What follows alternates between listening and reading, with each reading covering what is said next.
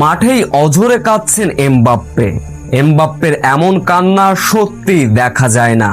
ভুলে ভরা ফ্রান্স, সেই সুযোগ নিল স্পেন। গতবারের ফাইনালিস্ট ফ্রান্সকে রীতিমতো কেমন করে কাঁদিয়ে হারিয়ে ফাইনালে উঠে গেল স্পেন। না পেরে স্পেনের গোলরক্ষককে মারলেন এমবাপ্পে। ঠিক কি এমন ঘটেছিল মাঠে তখন? বিস্তারিত জানতে ভিডিওটি না টেনে সম্পূর্ণ দেখার অনুরোধ রইল। নবম মিনিটে ওলামা ফ্রান্সের ডিবক্সের সামনে ফ্রি কিক আদায় করে নেন। বায়ানা কিক নেন, কিন্তু রক্ষণ দেওয়ালে আঘাত করে বল। ফ্রান্স দারুণ সুযোগ পেয়েছিল 14তম মিনিটে। কাউন্টার অ্যাটাক থেকে এমবাপ্পের দ্রুত বল নিয়ে ডিবক্সের ভিতর ঢুকে পড়েছিলেন। তার সামনে ছিল কেবল পেরু ও গোলরক্ষক কুবারেসি ও লাপার্তে। তাদের পজিশন থেকে এমবাপ্পেকে রুখে দেন। হাইড্রেশন ব্রেক যাওয়ার আগে এগিয়ে যায় স্পেন। লামিলা ইয়ামালকে ফাউল করলেন দিনিয়ে। ডিবক্সের মধ্যে স্পেনের এই তারকা ফুটবলারকে পিছন থেকে লাথি মারলেন। এরপর অবশ্য চলেছে বেশ খানিকক্ষণ তর্ক। এরপরে রিভিউর জন্য আবেদন করতে থাকেন স্পেনের ফুটবলাররা। মাঠে থাকা রেফারি সঙ্গে সঙ্গে ভিআর ডিসিশনে গেলেন। রিভিউতে স্পষ্টভাবে দেখা যায় লামিলা ইয়ামালকে পিছন থেকে ডিবক্সের ভিতর লাথি মেরেছিলেন। তাতে করে প্ল্যানটি পেয়ে যায় স্পেন। ম্যাচের 23তম মিনিটে প্ল্যানটি শট মারতে আসলেন ওরাজাবেল। তার তাৎক্ষণিক বুদ্ধি এবং দুর্দান্ত প্ল্যানটিকে এগিয়ে যায় স্পেন। এরপরে প্রথমার্ধে 1-0 গোলে বিরতিতে গিয়েছিল দুই দল।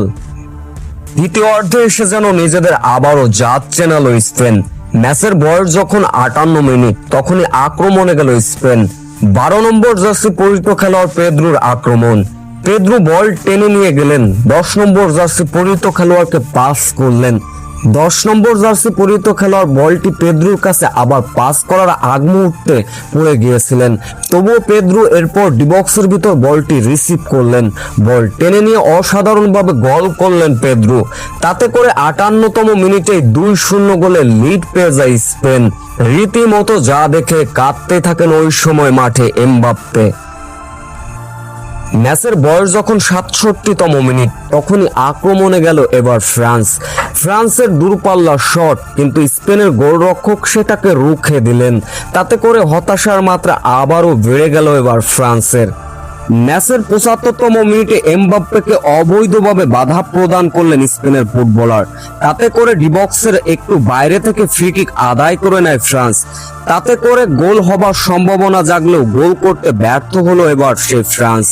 ম্যাচের শেষ ভাগে আক্রমণে গেল এবার ফ্রান্স। স্পেনের গোলরক্ষকের হাতে বল। স্পেনের গোলরক্ষককে ঝাঁপিয়ে পড়ে মার দিলেন। তাতে করে হলুদ কার্ড প্রদান করতে হয় এমবাপ্পেকে মাঠে থাকা রেফারি, যা এমবাপ্পের জন্য সত্যিই ছিল লজ্জাজনক। তবে শেষ রক্ষা হয়নি। ঘাটতেরামি করলেও এমবাপ্পে শেষ রক্ষা হয়নি। রীতিমতো ফ্রান্সকে কাঁদিয়ে রীতিমতো ফাইনালে উঠে গেল স্পেন। এমন হারের পরে রীতিমতো কান্নায় ভেঙে পড়েছিলেন এমবাপ্পে।